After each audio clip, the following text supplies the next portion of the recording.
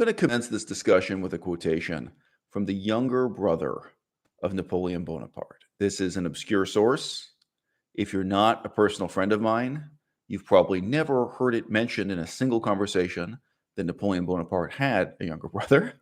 But on the other hand, if you are one of my personal friends, you're probably somewhat tired of hearing about Napoleon Bonaparte's younger brother, or you might even be tired. You might be overly familiar with this particular quotation. So I'm going to start by reading this to you somewhat modernized, somewhat rephrasing it to sound like natural English in the 21st century, and then I will read it to you verbatim. I wanted to be fair in my criticism of him, but the cheering of the crowd made me more violently excoriate and reproach him word by word. For the first time, I experienced how much the passions of those who listen have power over those who speak. I'm quoting this at the start of this video because I think that Professor Arguelles, Alexander Arguelles, is a fascinating example of a man who has been utterly corrupted by the adoration of the crowd, that the listeners have corrupted the message of the speaker, that the relationship of master to pupil, teacher to student, has been in a subtle way perverted. I think it's tremendously important to understand this process. As social media begins to devour formal education, and as social media begins to devour politics and activism of any kind, more and more of the relationships of master to pupil, shall we say, they now exist here on YouTube or on other platforms through other media that really are fundamentally the same as the interface we have here on YouTube. So to read this exactly as it was written in English, it wasn't written in French, by Napoleon's younger brother, quote, I wished to keep fair with him, but the acclamations from the galleries augmented in proportion to the violence of my words. And for the first time, I experienced how much the passions of those who listen have power over those who speak. The problem with Alexander Arguelles is that he is telling you precisely what you want to hear. I do not believe anyone is paying him. I don't think there's any mechanism of corruption other than precisely the one I just described. Now, I'm making no claims. There's no innuendo here about Professor Arguelles' sex life. I have known many, many professors with PhDs whose heads are turned, whose heart beats faster for an attractive younger woman just to pay attention to them, just to be interested in their research, just to be interested in hearing them talk about their lives, just to meet in their office with them. And I have known some professors where it is instead the interest and sympathy of attractive young men. They're gay. It's the same dynamic playing out along a different combination of genders. I have always found it embarrassing when in the writings of some self-styled great man, they boast about how many young people these days are getting turned on by their groovy philosophy.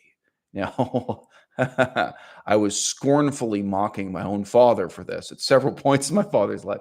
But the final book my father wrote and published, to my eyes, there's some really embarrassing moments this way. But I've seen it in many different fields, in many different disciplines, where the reality is someone spends their life toiling in obscurity, not getting much recognition or appreciation. That was not my father's problem, by the way. That was not his excuse. Unfortunately, most people with PhDs, they toil and labor in obscurity, and then they really are delighted. They really are pleased if one day an attractive young man or an attractive young woman just seems interested, just seems enthusiastic, just seems to get it. And they may not realize the extent to which the listening of the crowd starts to shape the behavior and the message of the speaker. They may not realize that without being paid, without being seduced, without even sleeping with any of these, students, that they start to feel a tug at their heartstrings. They start to feel a kind of gravitic pull to say the things that the people in the audience want to hear. Now, I am at the opposite end of this spectrum. And it would be a long autobiographical digression for me to reflect on when exactly I had this realization.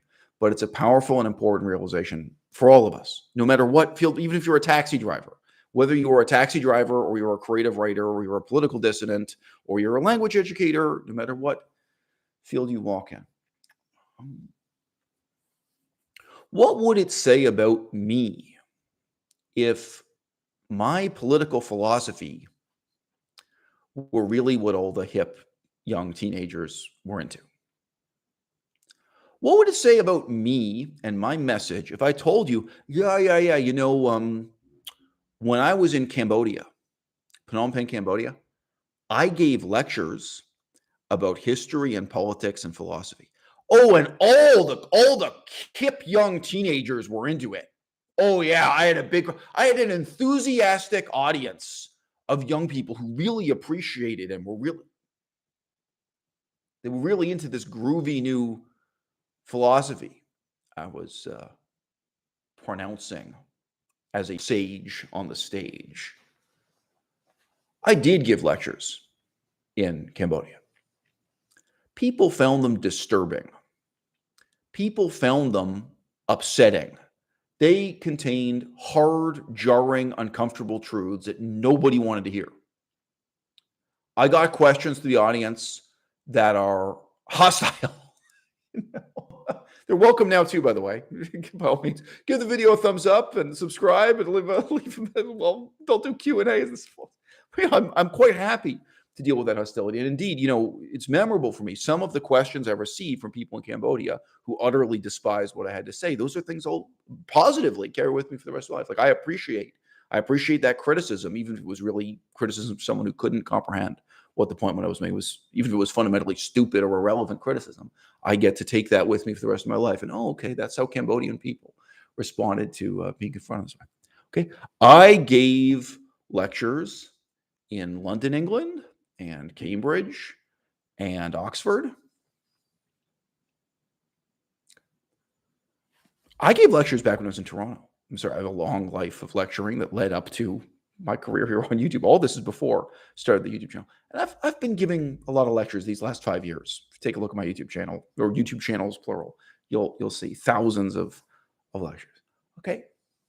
What would it say about me if I told you, oh, yeah, this lecture I gave in London, England, all the hip young kids at the university, all the teenagers, they were really into it. They were really enthusiastic about it. No, I'm not sad that the message I have to deliver is disturbing and jarring and shocking to people. And in each one of those contexts, each milieu, if you like, there were extraordinary people who took me aside and told me that they thought I was an extraordinary person.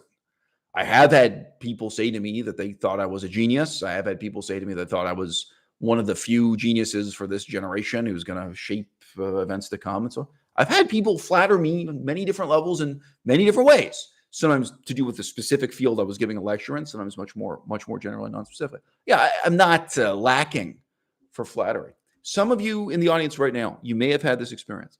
People sometimes write to me and they say, "Hey, look, that video you made." So let's give a disturbing example.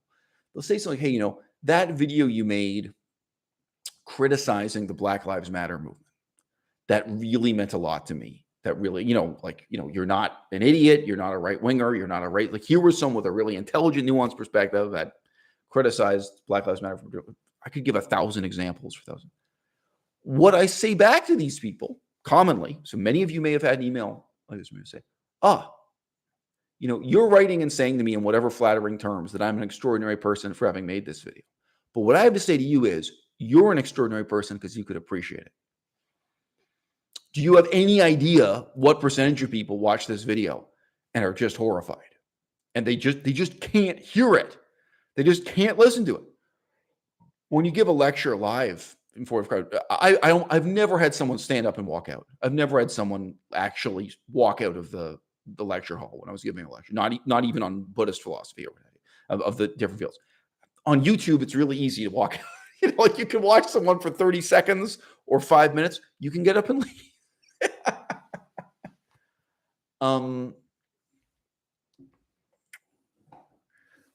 In this way, the intellectuals of our time, when they're boasting, they're really offering an indictment of themselves.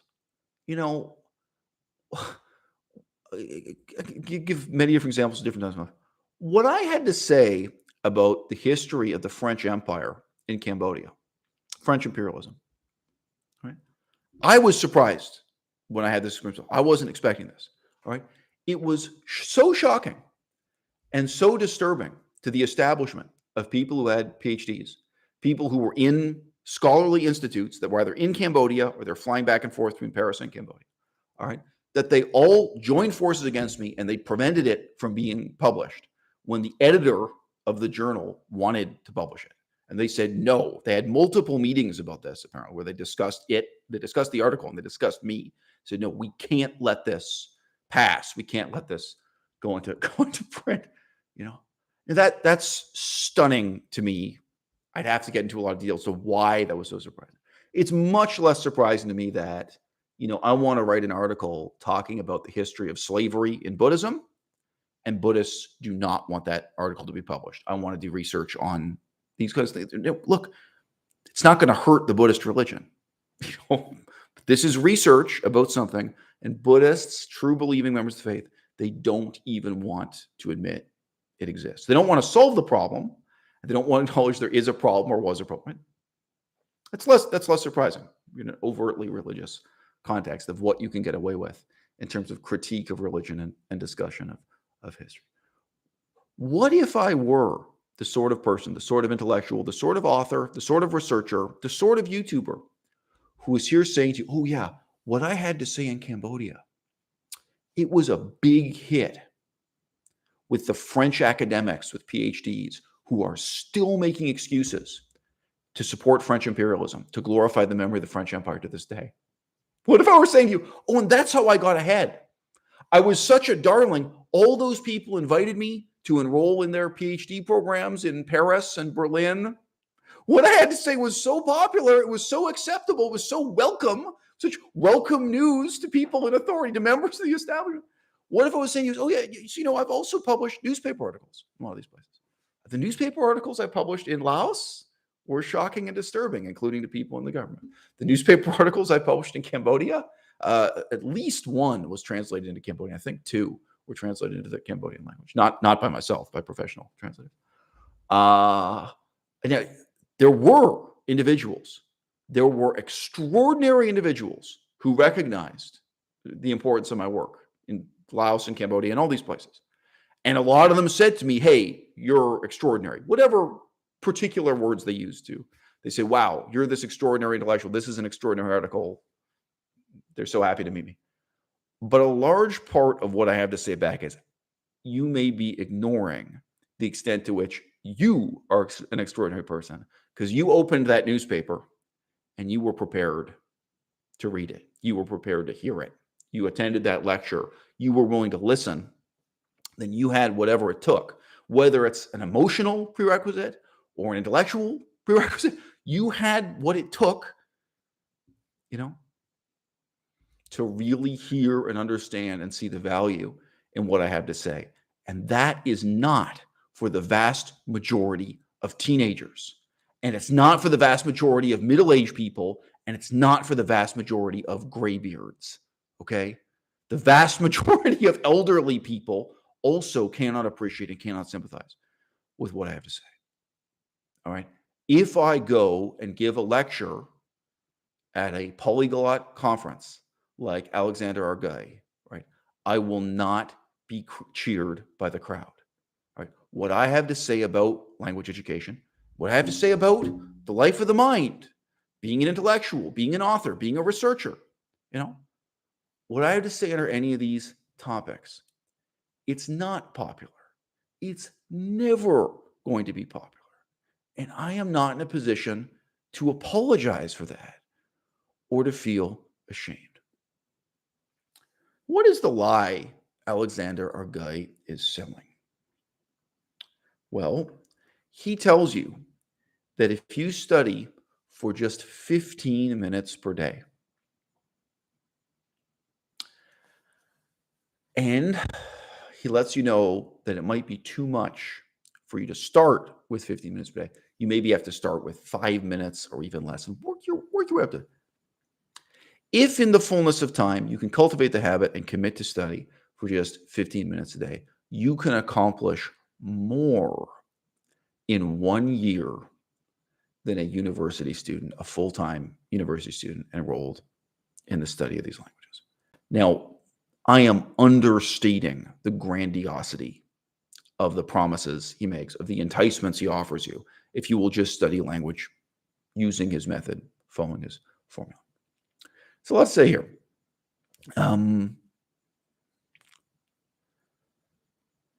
think of the pressure an 18-year-old feels when studying for an exam. Now, correct me if I'm wrong, people start university around age 18 these days. I think that's the normal age now. Okay. For a lot of you, this is great question. I'll interrupt myself. Someone asked when is No More Manifestos coming out? So I'm publishing one book, maybe even tomorrow or the next day, but just in the next few days, I'm publishing Future of an Illusion. And I've basically taken a break from finishing No More Manifestos to write and publish this book, Veganism: The Future of an Illusion. And then I'm going to finalize the final manuscript for No More Manifestos, and it'll be on Amazon soon thereafter. But right now, that's my only priority, is finishing and publishing those two books. Anyway, we have confirmation. It's normal to begin going to university at age 18. So for a lot of you, for Professor Arguelles himself, it may be a very distant, difficult memory for you to really think back on the fear and trembling you once had when studying for an exam, when writing the exam, maybe when receiving the test results back, when they handed you the grade, when you really didn't know if you were going to fail this course, or at the other end, you're trying to get an A+, and you don't know if you're going to get an A+ or an A-, or you don't know how well you're going to do. The fear, the pressure of being in a university course, of having your parents tell you you are the first child in this family to have the opportunity to go to university. Your father saved up money for 20 years, since before you were born. We started saving so you could have this opportunity to go to university. You better not screw up. Okay. Or maybe you personally went into debt. You took out a loan. Maybe your parents didn't save any money, but you signed up for one of those loans. Okay. Now, a lot of professors forget this. A lot of professors forget the turmoil. Sitting at your own desk with your own copy of a pamphlet to memorize vocabulary for 15 minutes a day with no deadline, with no evaluation, with no exam, right? Even if this were the only factor we were taking into consideration here, right? It could never possibly be as powerful a language learning tool as the university course. I wish I could tell you that, in my experience, 90% of university language courses are bullshit. In my experience, it's 100%. They're all bad. They're all terrible. I don't know of any exceptions anywhere in the world. And I talked to everyone I possibly could. I've talked to and visited universities in Europe, in Asia, in North America. Admittedly, for example, never Mexico, never Latin America. Like, there are parts of the world where I don't know how they teach languages, but I have looked into formal classroom language education all over the world. Not Africa. There are there are blind spots. Interestingly, also Israel. I looked into how the Hebrew language is taught in Israel. It's remarkably bad. I am not holding up the university classroom as a standard of excellence. From my perspective, the way languages are taught and learned and forgotten in universities is a standard of awfulness. There's a tremendously important critique of university education and of how little anyone learns at such a tremendous cost. All right. But I am saying that the method endorsed by Professor Arguelles is worse. It's worse than the low standard set by universities. Now, if you want to be muscular, there are many things I could lie to you about to make money. There are many ways I can monetize my advice or encouragement for you to start lifting weight. But I think the most fundamental is time. Right? There are days, right now, I'm no great paragon of beauty. There are days when I spend 3 hours exercising. If we include the long walks we take, and I take walks with maybe 30 pounds in a backpack. I don't even know if it's 30 pounds, but I have a very heavy backpack full of rocks, in effect. We do these long walks. That can be an hour, and I can spend 2 hours at the gym. I could sit here and tell you it's nothing. I could sit here and tell you that hasn't delayed the publication of my forthcoming book, No More Manifestos. I could sit here and say it hasn't delayed the publication of my forthcoming book, Future of an Illusion. It has. Days on which I spend 3 hours exercising, the loss of productive mental time I have is much more than 3 hours. All right. I do not generally snap into, say, writing or editing the book and snap out of it. It's not that fast. It's not that easy to, this is a real idiom in English, to get into the groove, to get into the flow of whatever kind of work it is you're doing. I would really have gotten much more done the past 2 years if I completely neglected my physical health. If I just hunched over the typewriter and worked continuously in that flow. It's a sacrifice. It's a real sacrifice. Guys, I do 200 push-ups per session. Right? The push-ups themselves take very little time. All right. There are many of you in the audience, and you can stop and ask yourself, from your current level of fitness, what if you wanted to get on my level where you can, without exhausting yourself, without it being such a big deal, you can do 200 push-ups. Okay. Now, what if I'm looking at the possibility of going from my current level of fitness to being a middle-aged Instagram model? Like, I want to really be so fit that, I don't know, it's going to help sell copies of my forthcoming book. All right. The most important thing to be honest about is time. One of the reasons for that is because time is true for everyone, regardless of your psychological or emotional character. Now, Melissa's sitting here. You can jump in, but do you have an estimate for how many hours you spent studying Chinese in the last year? I'm not asking you to have memorized it, but because I know you've been tracking a lot of your time. So Melissa off camera has been learning Chinese. I know, but let's just say at a minimum, look, I think a lot of days it's 4 hours out of the day lately. Now, of course, maybe that's not 7 days a week, but it's easy. So I'm not going to describe her method here, but I think you could, even if it's not for the whole last 2 years, for the last 6 months, I don't think it would be unreasonable to talk about 4 hours a day, because some days it's more than 4 hours and some days it's less, but yeah. Okay, 4 hours a day. All right. Now, first note, that's the same for everyone. Lifting weights at the gym. You know what's not the same for everyone? How you cope with the stress, how you deal with it emotionally and intellectually. All right.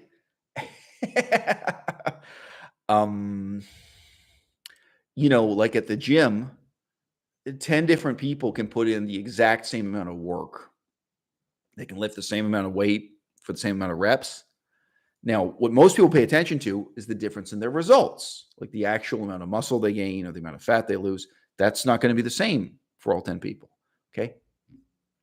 How about the number of hours of sleep they're getting? All right. One of the reasons why I don't push myself beyond a certain point in exercise, this happens most often actually with the muscles in my legs. If I push myself too hard, I don't sleep that night.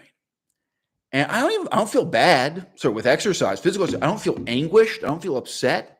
Right? I just don't sleep. And I can even kind of enjoy my life that way. I mean, it's a lot harder if you're a parent taking care of a kid, or I don't know, it depends what else you got going on. But like for me, if I really lose a whole night's sleep, which happens sometimes, I basically sleep for 1 hour or 2 hours in a night, and having your muscles all pumped up and all strung out,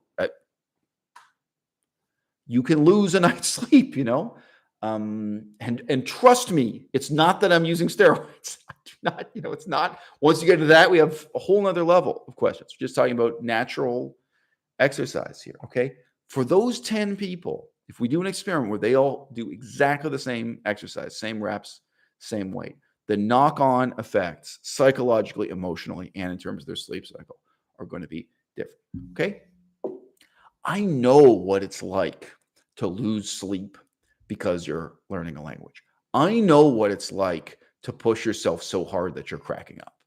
Okay. I know what it's like to push yourself against those limits. I know what it's like to be sweating at your desk and have the sweat literally pour down your pencil and make the pencil impossible to use because the tip of the pencil got wet. And I know what it's like to break down weeping at your desk. And it's just weeping out of stress. I mean, really, you know what I mean? Like not because someone's been mean to you. Okay. I know what it's like to absolutely push yourself to the limit where you're waking up at 5:30 in the morning to study Chinese before a class that starts at 9 in the morning, so you can wake up, eat, and like study for an hour before you get in the bus, however it works out. I know what it's like where you're dreaming or having nightmares in that language, whatever your target language is. And I know what it's like to study more than one language at the same time. Okay. I know what those upper limits are like. Okay. And I know most of you can't cope with that. I know that most human beings would cope with that far, far worse than I did. And I know that most human beings, even when they are placed in the most encouraging circumstances, whether that be in a university program or a military program or a new immigration and adjustment program, like when they really have an institution helping them learn the language and rewarding them for learning language, or when they're married to someone who is loving and caring and encouraging and helping them to learn language. It's very common. You marry someone and they teach you a language or learn a language with you, that kind of thing. All right. I had none of these circumstances. I was in really, really tough conditions. I could now list off all the languages I've studied. It's a long list and how horrible the conditions I was in. It's irrelevant. What I have seen again and again is that even people who have, shall we say, the most velvet-lined manacles, they're in the most luxuriant of prisons in a PhD program, for example. Okay. The vast majority of them could not do what I did in a fucking tent with no electricity and a flashlight under a mosquito net, like under really hard conditions. You could tell a million different anecdotes about this, but I do have a friend now who teaches German at a university in the United States of America. She complains to me and sometimes sends me funny kind of screenshots and pictures related to how awful her job is. There are a lot of different things you could say about this. She has a lot of experience teaching different people of different ages. If your first language is English, one of the easiest languages you could possibly learn is German. Okay, learning German compared to Chinese, compared to Cambodian, compared to Laotian, compared to Pali, Sanskrit, whatever. I mean, German is one of the easiest languages you could possibly learn. All right. I think one of the most fundamental problems is that her students are poisoned by the notion that all they have to do is 15 minutes a day. All right. Now, even for German, you have to live the training. You have to do written composition and listening comprehension and just repetition again and again and again until you reach a point where the rules of grammar come to you automatically. It doesn't occur to you to use the wrong gender. It doesn't occur to you to have the wrong verb ending or adjective ending. You don't have to think about it in terms of rules because you have put in those hours. And that's going to be far, far more than the minimum number of hours required by university program, right? I mean, the level of sacrifice, the level of work. Now, when you really understand how awful that is, a lot of people, they probably shouldn't be studying German at all. Probably a lot of people are signing up with the kind of encouragement, with the kind of bad advice Professor Arguelles gives you. And they think, oh, it'll be no big deal. I'll just learn some German. It'll be fun. It'll expand my horizons. Look, my problem in life really is not with tourists who have casually attempted to learn a language for a couple of years and have failed. What I have seen are the people with PhDs themselves, the people who become professors themselves, that they never learned the basics. I mean the basics, not just that they failed to achieve, advanced levels of competence in these languages. I think our university language education system, it is rotten from root to branch. But the people at the top, they can be the most rotten of all. Now, I have written to Professor Arguelles several times. A couple of my comments were deleted and he didn't reply to.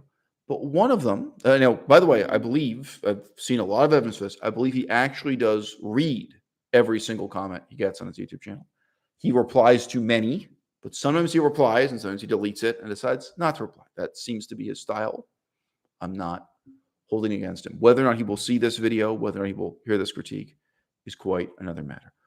The way that Professor Arguelles has responded to this is by the simple use of weasel words. They say, well, I didn't promise you that the results you would get would be just as good doing 15 minutes a day as they would be enrolling in a university course. Right. So you can go back and look at the precise wording he used, and you can decide for yourself whether or not there's any wiggle room whatsoever. Now,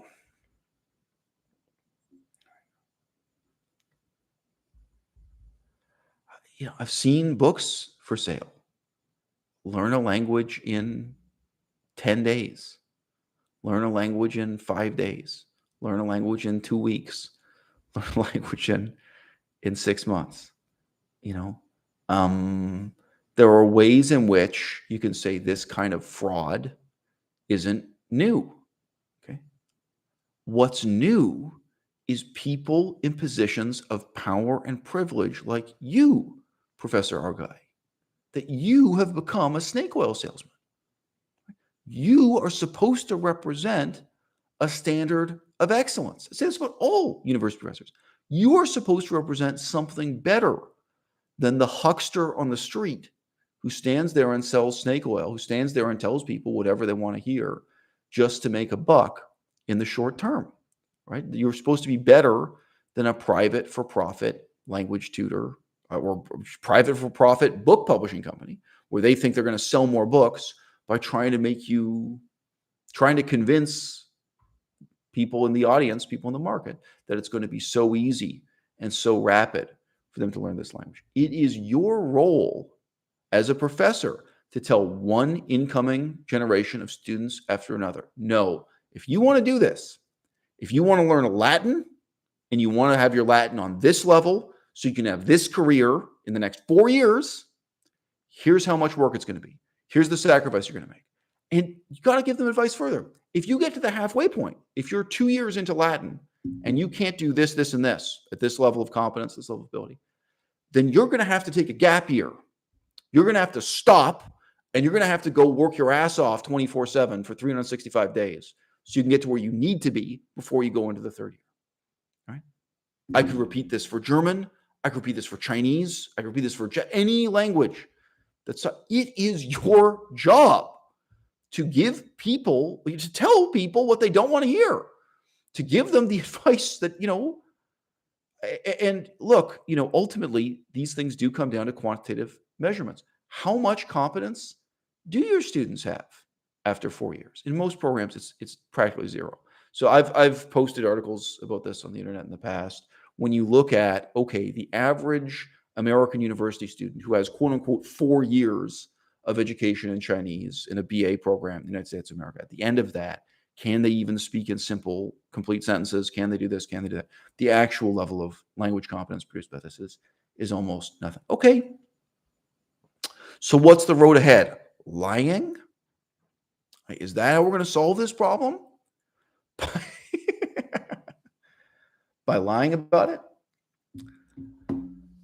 Oh, I've known quite a few professors who slept with their students. I knew one guy, and he was married. They were a young couple, and he was very athletic, which is unusual for someone with a PhD. And he was one of these white guys who had converted to Christianity. So, like, I'm guessing his family were atheist or just culturally Christian, but he had an epiphany. He'd become fanatically Christian after meeting, falling in love with, and marrying his wife. His wife wasn't into it. Spoilers, he ended up cheating on his wife, and he cheated on her by sleeping with one of the students. He was a university professor to call it a love affair would be an exaggeration. This example was memorable to me for many reasons. His method of informing his wife was to send her a text message to her mobile phone.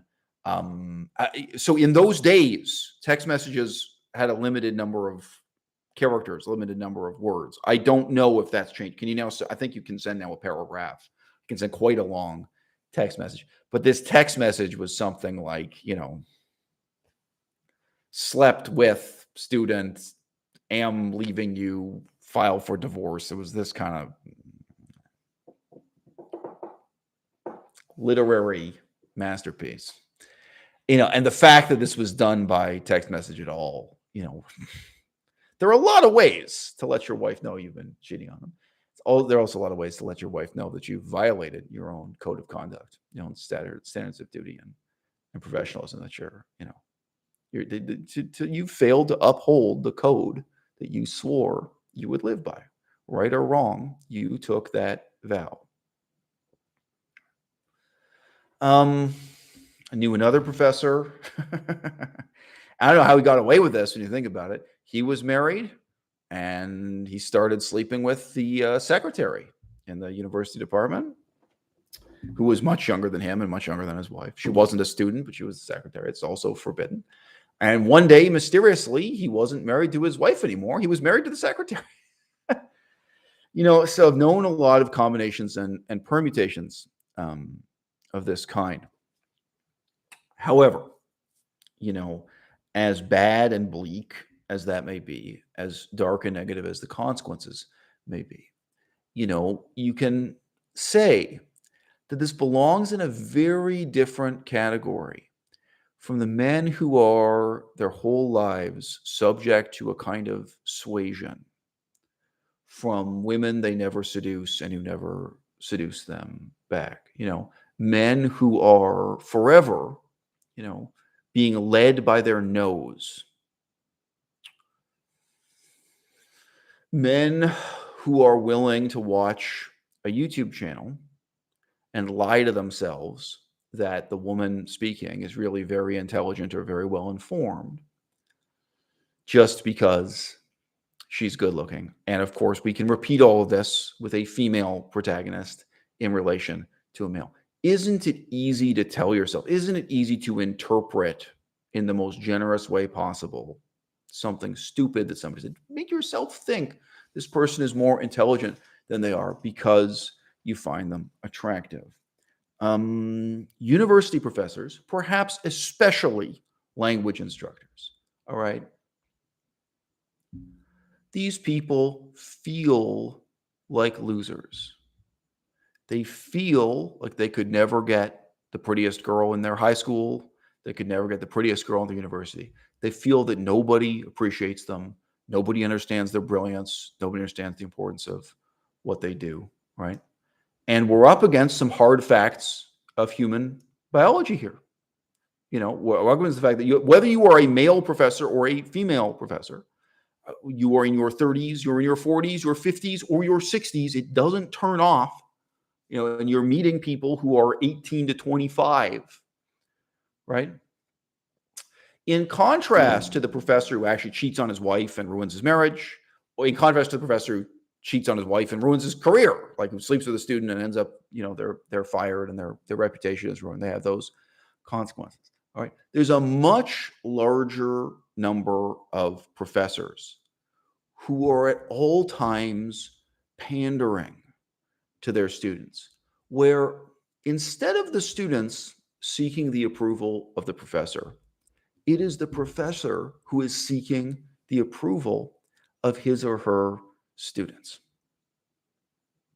Is it sometimes due to a sincere sense of intellectual camaraderie between a professor and a student? No, never. It's always this shallow. It's always this dark. It's always this bad. I'm going to tell you why. If these people were capable of that kind of intellectual camaraderie, whether with someone younger or someone older, they would not be a pawn in that professorial game. They would not be on that position, or it would not last long. They would very soon be moving on to other kinds of endeavors, working with those people with whom they had that kind of sincere intellectual camaraderie, that working with their colleagues. If you're professors at your university, let's just say it's English literature as an example. Just this is easy to visualize, but we could repeat this for language learning, for all kinds of things. Did you ever hear of a professor who met a talented student and where there's no sex involved, like it's a heterosexual man and a heterosexual man, or whatever, or it's a gay man and a woman, but whatever, where there's no sex? Have you ever heard of a professor who met a really talented, bright student and said, hey, you know what? You and me, we should become the editors of a new magazine, of a new literature. We should really get something started. Hey, you know what? You have a really great critical perspective on theater, on drama. We got to start publishing this. It would cost them nothing. For these people, if you have a seat in a university, if you have a permanent job, do you know how little that would take for a professor to actively recruit talent, actively work with talent, actively start a journal? Do you know how little it would take for a professor to start their own language institute, independent from the university, to start employing some of their former students as instructors and teachers, to put together their own package and start paying their employees and paying themselves much more than they make inside the university system? Do you know if you have any entrepreneurial zeal, if you have any capacity to appreciate intellectual talent in others, and where it really is, being their colleague, being their comrade, not sexually exploiting them, not affirming your own ego, not trying to make yourself feel better about your own lost youth, wasted and abandoned aspirations, and so on, not trying to compensate for your sense that nobody's ever appreciated your intelligence, your brilliance, or what you could have done with your life. Because professors do exploit students in exactly that way. And the shrewder students, they learn how to exploit the professor's back, right? There are students who, in a very canny way, they recognize, okay, the professor represents this obscure school of feminist, radical leftist philosophy. So I'm going to go up to the professor and say, hey, I read your paper about Deleuze, and I really agree with you. I'm going to go and I'm going to pretend that this professor's particular political philosophy or particular methodology, that it really appeals to me. And in this way, many of the shrewder students, they pander to the professors, and the professors pander back. Okay. Wouldn't it be different to live in a world where the relationship between professor and student and the relationship between leader and follower, we have here more vaguely with Alexander Arguelles and his status in the polyglot community, polyglot internet phenomenon? Wouldn't it be different if these relationships were built on outcomes?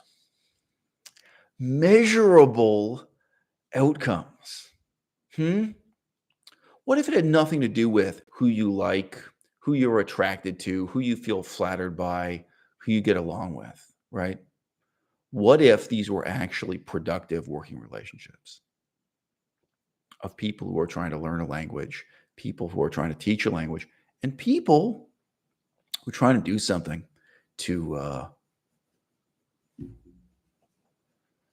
create a future for the discipline or movement that they see themselves being a part of? Now, I'm going to give you a tiny little example, and then we'll just come back to language education. And from my perspective, that's a wrap.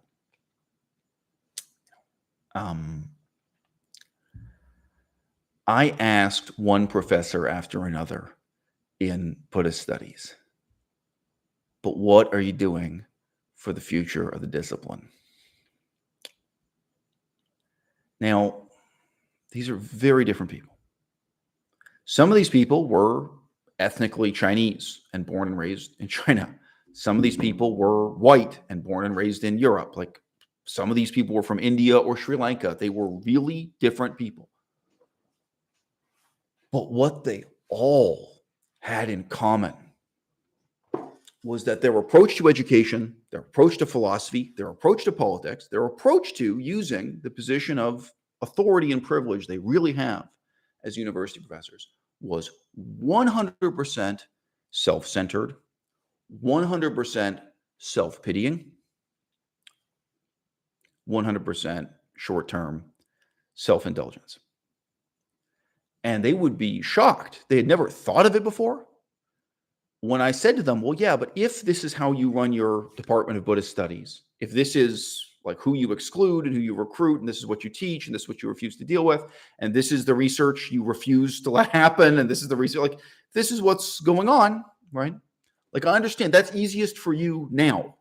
Like, I understand you're eliminating problems you don't want to deal with this way. But okay, 10 years from now, what's going to happen in the discipline? Like, the people who are your students today, they will be professors just 10 years from now. It's not that long down the road, right? So if you're not recruiting talent, if you're not doing something positive, if you're not creating the basis for the future of the discipline, right? What's going to happen to it?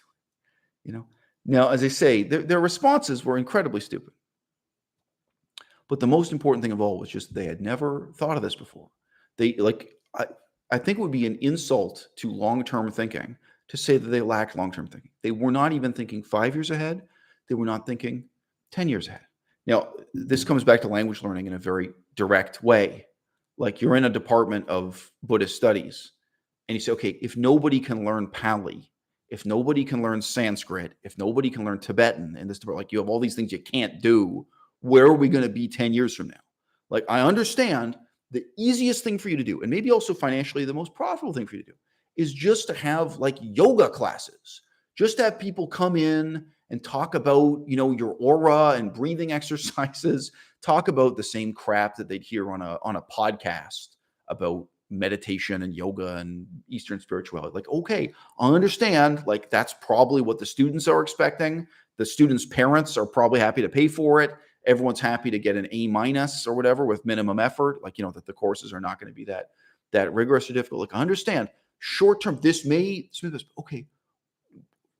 To be blunt, what about the extraordinary students like myself? What about the students who are really committed to this for the next 10 years, next 20 years, the rest of our lives, where what we need is the preparation to have a career in this field, in this discipline, and we can't get anything. On the contrary, you've actually created a milieu, you've created a kind of intellectual context that's quite hostile to us, that excludes us, that excludes the tiny number of students who want to talk about the history of slavery, who want to talk about the history of war and racism, and students who are actually interested in reading the scientific evidence that meditation doesn't work. Students who are willing to talk about and do research about and write essays about corruption scandals within Buddhism, sex scandals within Buddhism. Yes, y'all. It's not just the Catholic Church, right? Well, we, and I don't know any one of them myself. It's not a whole lot of us. We, people like that, right? Like it or not, we are the future of the discipline, right? And there's a really weird sense in which this whole university system, it just exists for us. Language education. I've studied many different languages in many different institutions, all right? I was once in a charming little town called Saskatchewan. Don't try to spell it. I was in Saskatchewan studying Cree and Ojibwe, Nehiawewin. Yeah. I say Cree and Ojibwe because the program covered both. Nehiawewin is just the indigenous word for Cree. All right. Now, what's the easy way to teach those courses? You have a Cree language course. If you think learning German is hard, try studying Cree. All right. Try studying a really foreign language. Okay. Talk about languages you cannot learn from a mobile phone app. Okay. Well, the easy way to do it actually has a lot in common with what I was just saying about Buddhism. Cultural dancing, music, playing a drum, storytelling, right? How about you learn some magic words from the religion? How about you go out and tour some sites, like you have a field trip? You know what I'm saying? How about you go and see some ancient sacred paintings on a rock, and then on the exam, what's the word for sacred rock? Like, you can dumb this all the way down, and all the students are happy, and all the students' parents are happy. And by the way, some of the students are white. They're interested in a kind of cultural sensitivity course for the relationship between white people and the indigenous people they've driven to the brink of extinction.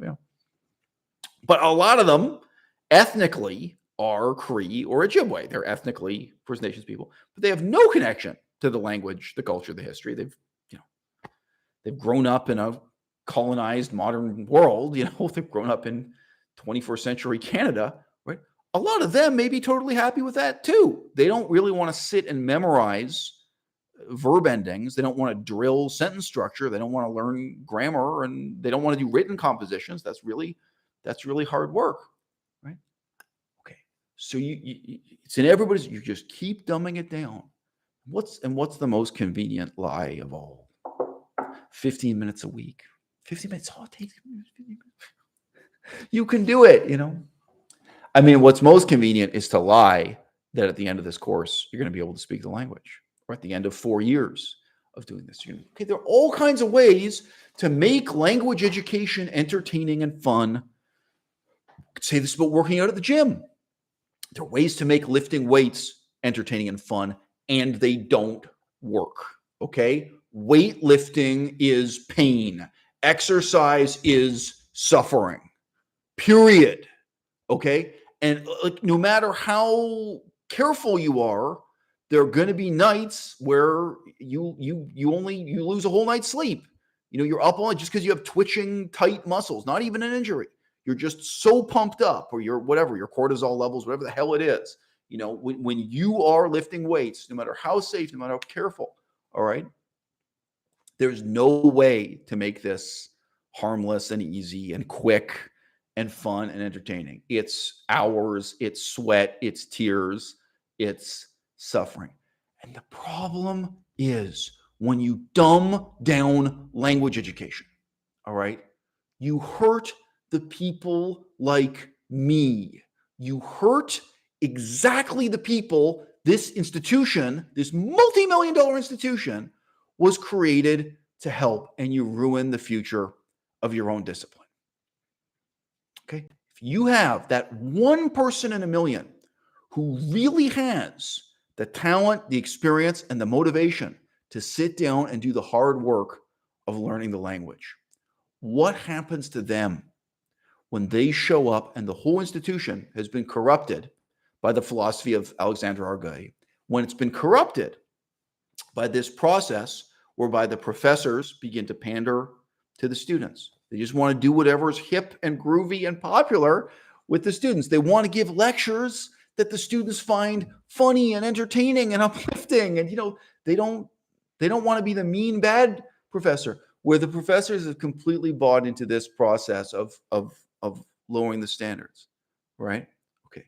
Whether the students are 1 in a million or 1 in 10,000 or whatever it is, you have someone who shows up and says, look, I made these sacrifices. I rented a new home. I moved across the country. In my case, I moved across the world. I came here to learn this language now. Like, I don't have 20 years. I don't have $2 million. I have a certain amount of money I've spent on tuition, a certain amount of money I'm spending on rent. And I am here to create the foundation for the rest of my career in this language. And I need you to help me. And what are you doing? All right. You have corrupted this whole institution. Precisely the resources, precisely the courses, precisely the teaching and training that's supposed to be here to help me, right? Instead, and if any of you lived through this, you've seen this, instead you've created a situation that's actually hostile towards me, that's actually punishing me, because I'm the one person putting up their hand who actually wants to learn the grammar. I'm the only person who's trying to speak in a complete sentence or write a sentence or learn the vocabulary, right? I'm the only person who isn't dragging those standards down even lower. And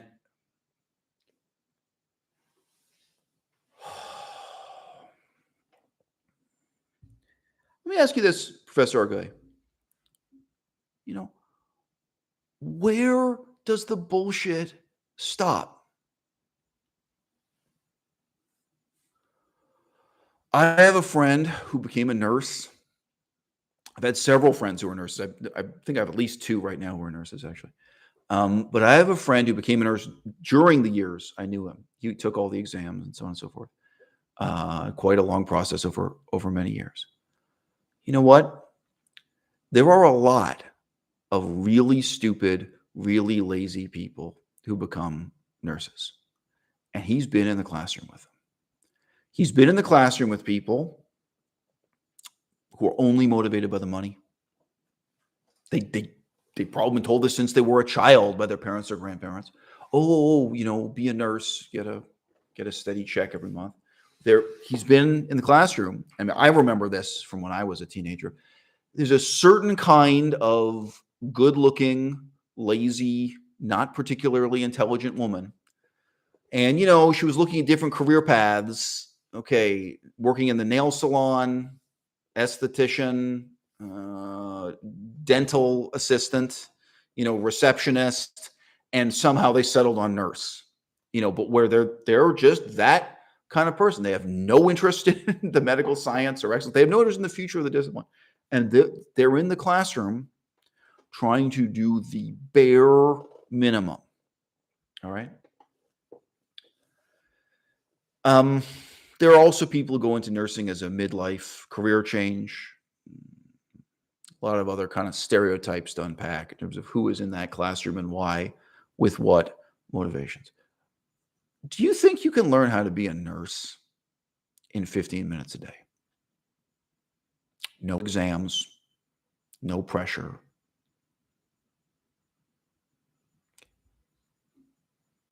It is so much easier in your own native language to learn everything you know to be a nurse than it is to become fluent in the Chinese language, than it is to become fluent in the Japanese language, in the Cree language, in the Ojibwe language.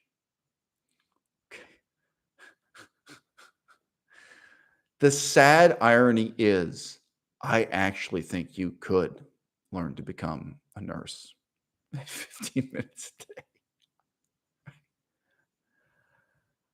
But even if it is possible, whereas I'm saying it's impossible to learn Chinese that way,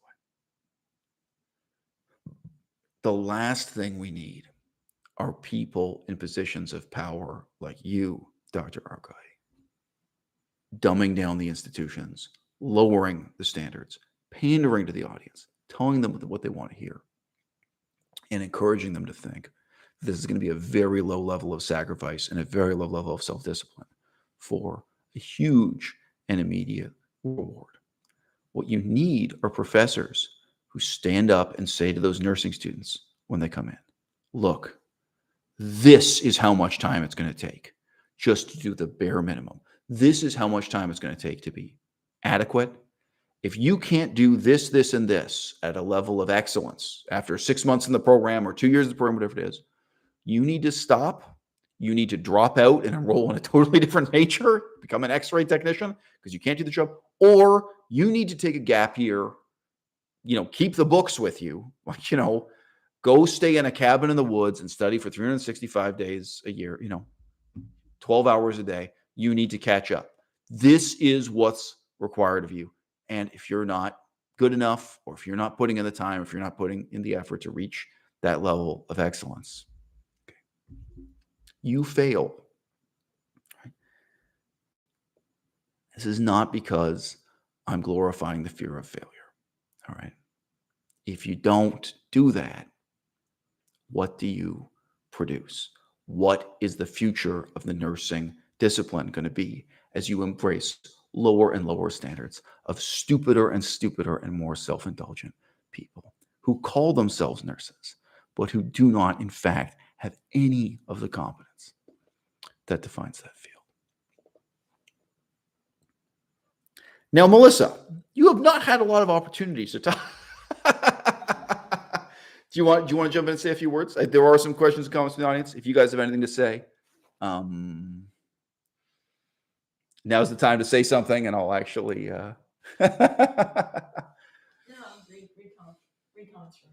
Cool. Yeah.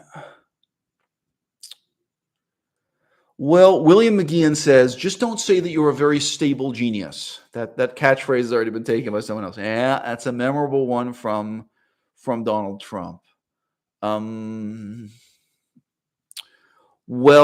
look, when people call you a genius, how are you going to react?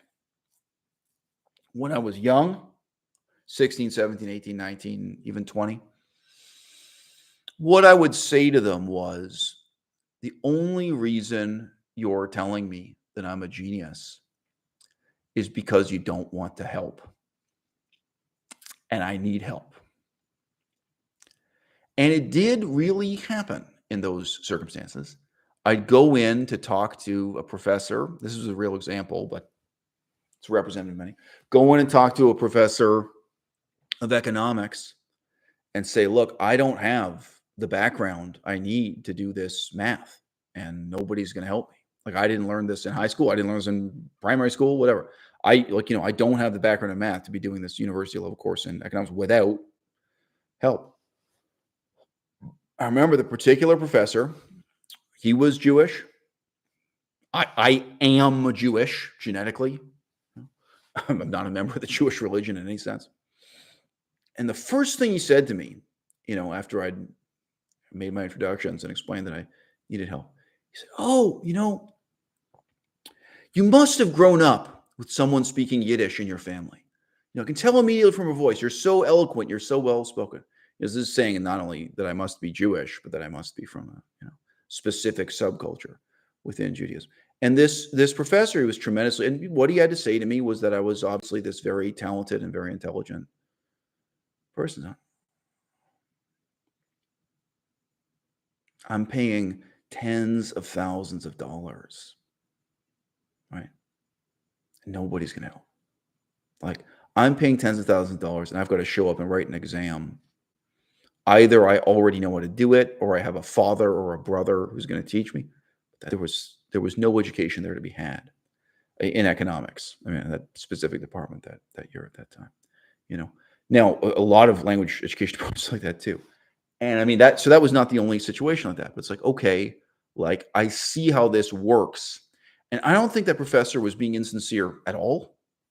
I mean, I think he was really genuinely flattering me. I think he was very impressed with talking to me about politics and economics. I think he really felt that I was the most intelligent and most interesting student he'd had in his office that day or that week or maybe for a couple of years. Oh, wow. Here's a really bright, positively motivated kid who's interested in economics and politics. Like, I can see why he'd respond to me positively compared to the people I was sitting next to in class. Like, I knew what most of my classmates were like compared to people who were just coming in and saying, "Oh, I want a higher grade. Why can't you raise my grade?" There were some real schlemiels. There were people with bad motivations there, right? So my point is not that these professors are being consciously and intentionally manipulative when they flatter you, or nor the people generally, you know. But what I perceived was that, when you say that I'm talented, when you say that I'm brilliant, if you say that I'm a genius, what you mean is you're not going to do anything to help. You are going to completely dismiss what I'm telling you the problem is and what I need help with. And you're gonna go back to your wife or whatever tonight and say, I met a really sharp kid today. That kid's going places. And I'm here saying to you, no, I'm not. I'm here saying to you straight to your face, I'm dropping out of the program and I can't do this because the program you created is bad and deeply flawed, right? And that, you know what I'm saying? That's the mismatch. So I had to start struggling with that early on. Now, look, some of you've never known what it's like to have a professor tell you that you're a genius. Some of you, like as a writer, you've never given your writing to an editor or something and had them say, and what doesn't matter if they use the word brilliant, say that this is whether or not they use the word genius or brilliant or whatever. You've never had those kinds of reactions. Well, I've had flattery from editors who tell me they can't publish it too. Look, I can't publish this, but this is genius. This is brilliant. I want you to know I don't take the time out of my day to talk to everybody who sends us a manuscript. This is amazing research. This is amazing writing. You get positive feedback. That's part of a rejection. No, unfortunately, politically, this is so provocative. We couldn't possibly publish it. You can get all that feedback too. I remember I've had very few conversations with my sister Beth in my whole life. I have two sisters, but in my whole life, I've spoken to Beth incredibly few times. And I remember a conversation with my sister where she was being so cruel to me and so vicious to me. My mother was there and witnessed the whole thing. And anyway, obviously I could tell this in greater detail. But after the conversation was over, my mother said to me, like, don't you get it? The reason why she's mad at you is that none of her professors ever called her a genius. And like you casually in passing were mentioning like professors you were criticizing. Like it's true. I was like complaining. I wasn't bragging about myself. I was complaining about how awful everything was at university. And I think at least one of the professors I was mentioning, she studied with the same professor, yeah, well, guess what? She went on to get a PhD and I didn't. I have no envy for her. She has a couple YouTube videos up, guys. If you want to know just how intellectually unimpressive my older sister is, if you want to know why none of the professors were calling her genius, but I remember her viciousness and her jealousy. And I've made other videos talking about this. Jealousy is very strange to me, right? And I remember my mother seeing that and saying that, when to me, like it was totally alien because I wasn't boasting. I was complaining. It was related to what I've just said. Like, look, these professors praise you, but the reality is, like, you can't actually learn the language. You can't do this. You can't do that. Like the system is broken. And by praising you, they're writing you off. They're throwing you into the dustbin of history, or whatever you want to say. They're discarding you while telling you that you're a genius. Like this is the kind of thing I'm complaining about. But that in itself, my sister couldn't cope with. That excited too much jealousy. And in many ways, I mean, she was intensely jealous of me her whole life. I think she still is. And who can blame her? um, this is a little bit of a digression from a digression. Um, it's easy to give advice that presumes someone is on your level. And it's a lot harder and it's not a lot more humiliating to really cast your mind back and remember what help and what advice you needed when you were at their level. So I do this a lot. I mean, I'm a very self-critical person this way, but like I remember how stupid I was. And I remember it in a way where you're really living through it again. You're feeling that discomfort. I remember how stupid I was. I remember how ignorant I was. I remember the misconceptions I had when I first started studying the Korean language, when I first started studying the Chinese language, but this is not in order. When I first started studying Korean at Jubai, like I can remember the hopes and dreams side with each language, but I can remember, like remember my own enthusiasm, like you could say it that way.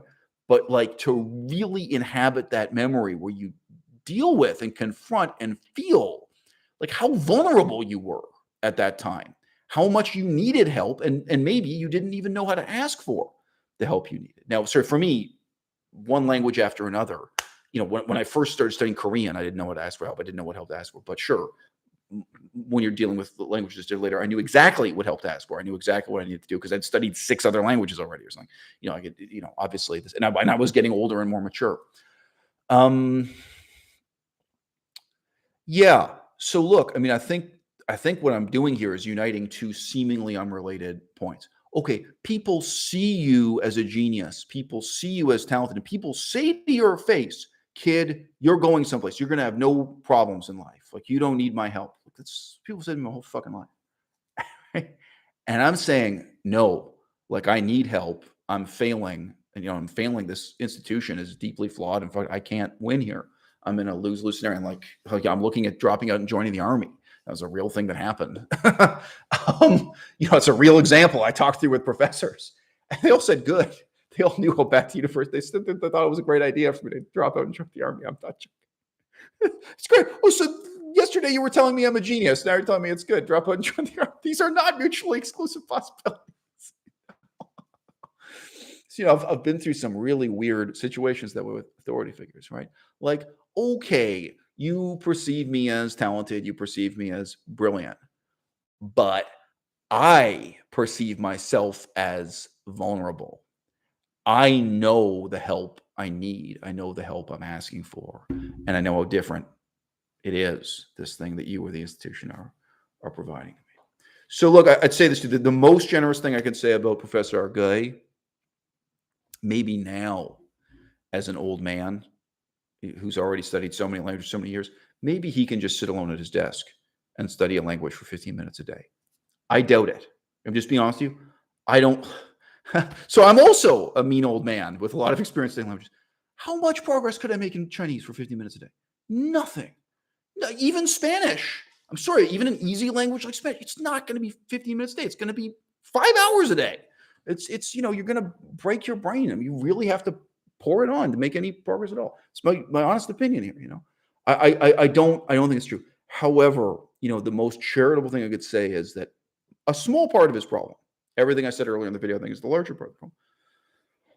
Maybe a small part of the problem is not having the humility and not being able to endure the very real suffering of casting your mind back to remember what it was like for you when you were in that vulnerable position.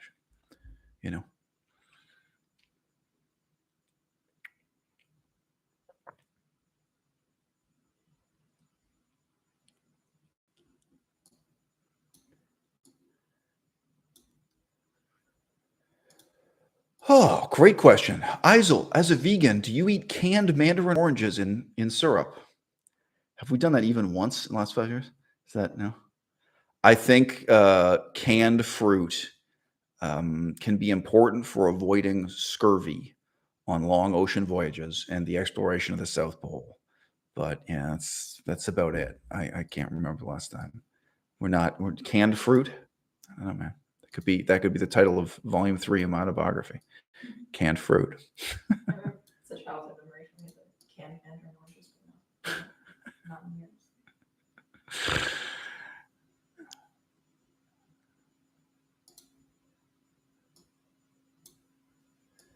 Yep. So, a note of agreement from someone called Ari. Ari says, institutions will never sacrifice their integrity by admitting they are failing.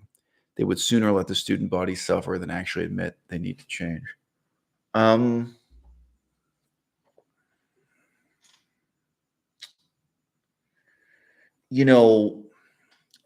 concept of conservatism is very slippery. China went through a revolution. Education didn't change. Education remained conservative. Right?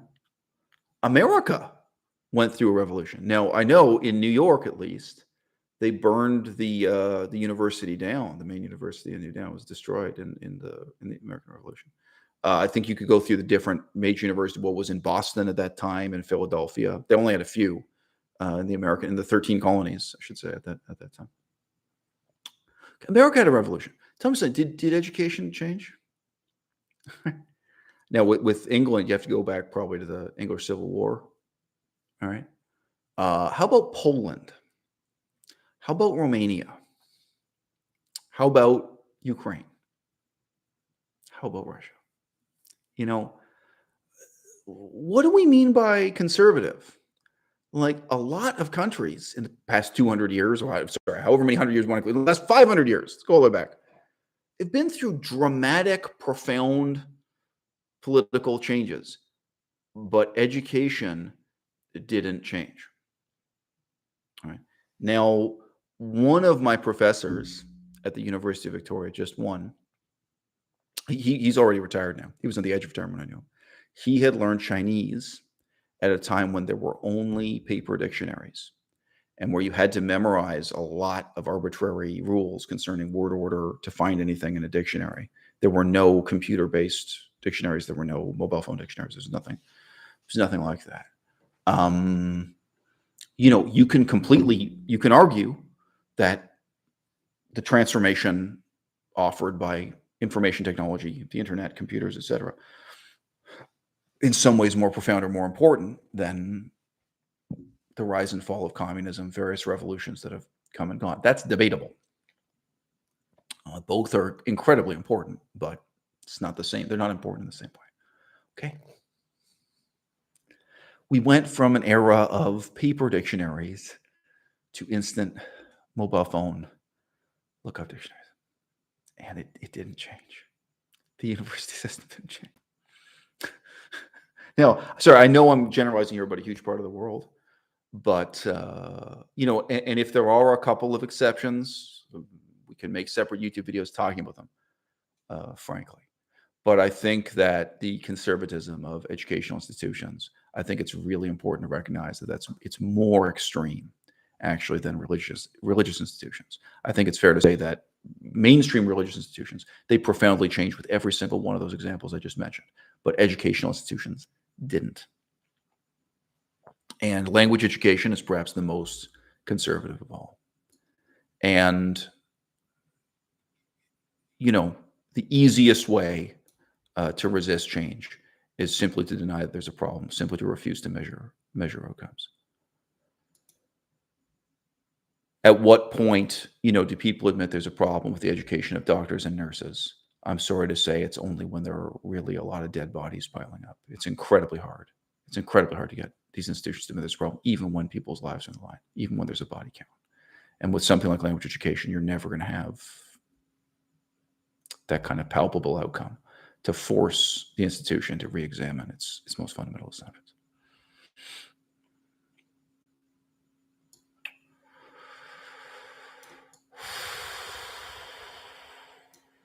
Okay, so some interesting comments here from Godesnama. Godesnama says, Melissa, you might agree or disagree with this. Quote, almost all attempts at learning a language are undertaken for vain reasons. People want to be bilingual more than they want to actually speak another language. Quote, my point being that language instruction has fallen to what is demanded by most students.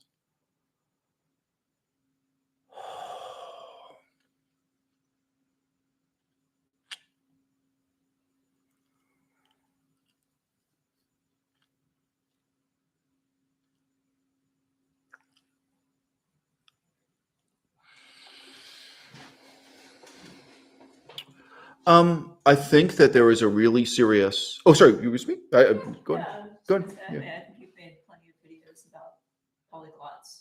Yes. whose- They seem to be motivated by, in at least in part, in vanity. So you've definitely spoken about this issue, I think, on your channel before. Yeah, 100%.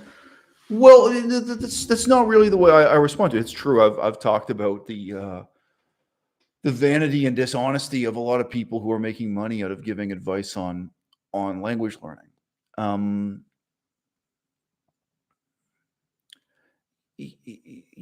What do you do if you're a gym coach, if you're a trainer, personal trainer or something at a gym? What do you do if you're training people and you have a client, you have a student who is fundamentally delusional about what they're going to be able to accomplish in the gym, what they're going to be able to learn or something? I think you have a serious moral responsibility as an educator to say to them, no, it's not going to happen. It's not how it works. Those are not the results you are going to get for whatever reason. I think that you have to provide the realism and guidance. I think that is an implicit part of my critique of Alexander Arguelles, is that I'm saying he has to be in that role, in that position. Now,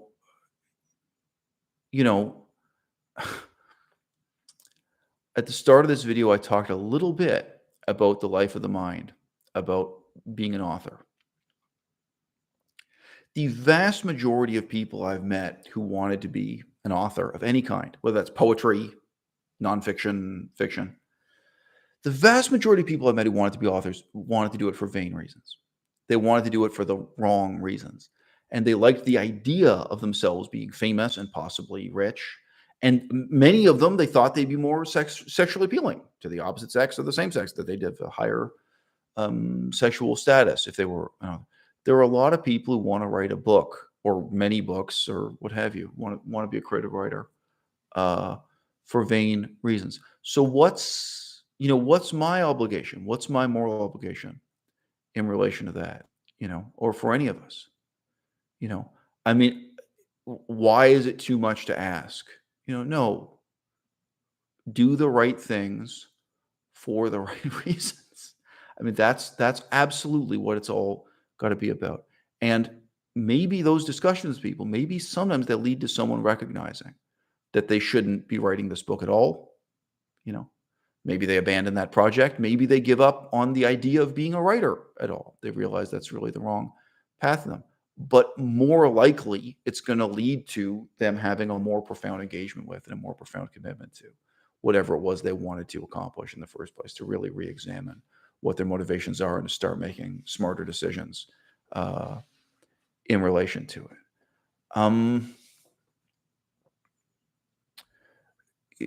My point being, if you sat down with a stereotypical teenager who says they want to learn Japanese, and they want to learn Japanese for the wrong reasons, okay?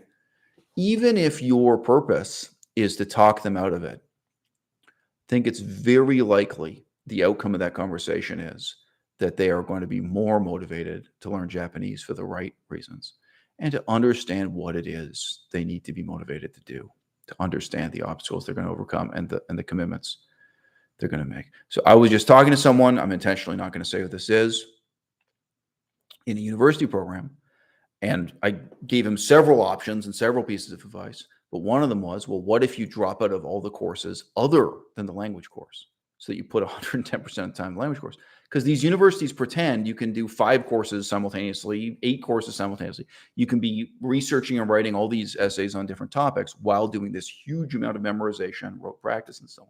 Well, yeah, one way to compensate for that is to just do the language for that year or for those couple of years, and to try to really get that down. Now, that may not sound deep in contrast to vanity. And in some ways it's not, but that's proceeding from this recognition of the seriousness of the task. I mean, as opposed to saying, oh, well, all you need is 15 minutes a day, to really take that seriously. So look, I mean, maybe I'm being recklessly optimistic here, but okay, I'm just being honest with you. This is my experience in life, and this is a positive experience. When I talk to people who want to do vegan activism for vain reasons, and I criticize the vanity of their reasons, at the end of the conversation, they don't want to give up being vegan. They don't want to give up being political activists. They want to do the right thing for the right reasons. Now they want to be, they come out of the conversation feeling, kind of refreshed and with a new sense of direction and clarity. And like, oh, okay. So, I realized before I was really thinking about this the wrong way, so on and so forth. I think that that's my experience, but of course it requires radical honesty. And it requires a kind of honesty that I think, professors are not trained to have.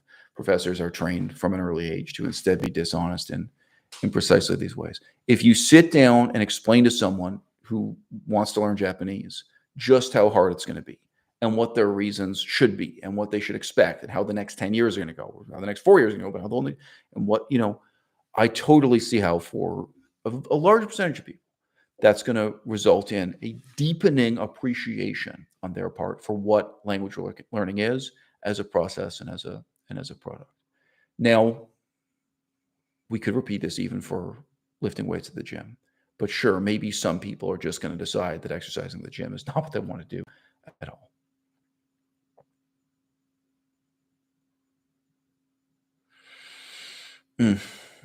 Education. So, comment from Rasmus, who I've seen in the audience before. Welcome back, Rasmus. Education in general tends to be very biased. The worst is possibly how psychiatry is considered a science and wide use of antidepressants, etc. Yeah.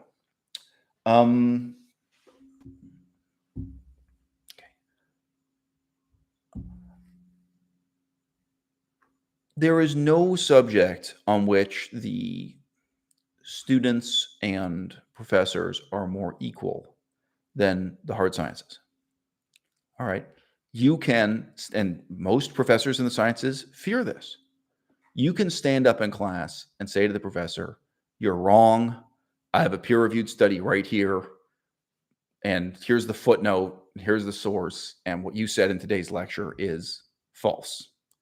Physics, chemistry, neurochemistry, life sciences," right?